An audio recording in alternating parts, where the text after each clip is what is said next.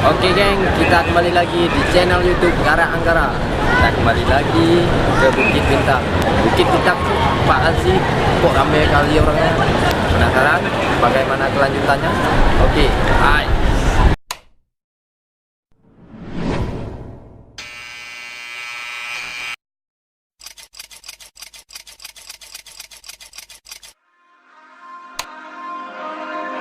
We touch, we break, make it seem like we feel the same. We love what we hate.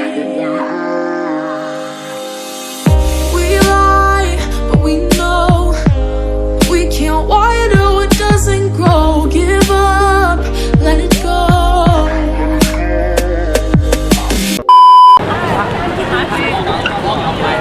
Oh, boleh. Hah? Apa nih? Nah, saya tanya. Sini lah. Saya dari Indonesia. Indonesia. Indonesia. Sama lah. Sama. Yang you.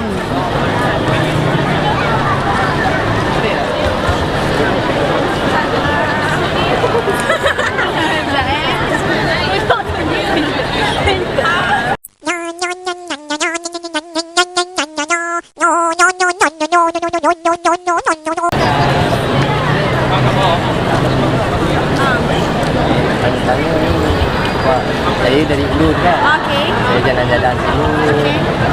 Penasaran tentang Bukit Bintang ni kenapa lah selalu ramai.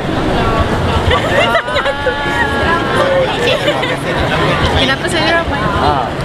Kenapa? Ini pusat bandar memang. Ini pusat bandar. Oh, ini pusat Ya, ini bandar. pusat bandar. Macam Ibu mana? kota. Ya. Dia pavilion dengan KLCC. Dia main punya main shopping mall dekat KL. Ni tempat semua orang kumpul sini lah. Tempat-tempat lain Malaysia, tempat rekreasi macam tu kat mana lagi ya? KL Tower. Saya dengar Genting Highland kat mana? Highland. Dia jauh tak faham. Jauh. Oh sini ya. Sini ramai ya. Okey, ramai sikit memang ramai. Saya dah jalan 3 minggu kan kat sini. Sebab saya pisah dia kan, cari dia mati dalam 30 hari bulan. Apa tu? Visa. Pisah melancong kan. Akak ni siapa nama? Boleh kenal tak? Oh my god.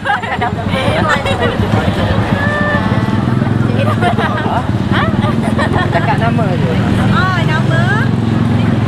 Nama dia Nadia, nama saya Siti. Nama dia Ika. Nama dia Ain. Ain Syaira. Sebab saya dari YouTuber dari dulu. Oh, ya. Nama YouTube apa? Gara Anggara. Apa dia? Kejap. Kejap. Nanti ya. Ada. Tapi nanti dah cek kat rumah je. Okey. Jangan cek sini. Ni Indonesia dari mana? Aceh. Aceh. Tahu kan? Aceh. Tahu. Orang lokal sini ya? Lokal sini. Saya KL lah. Okey ya. KL. Sama lah KL. Semua KL. Semua. Cantik-cantik orang KL. Lawa. Kalau bahasa sini lawa kan? Lawa men. Kita kembali lagi di Bukit Bintang.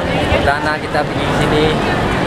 Memang Okey, terima kasih.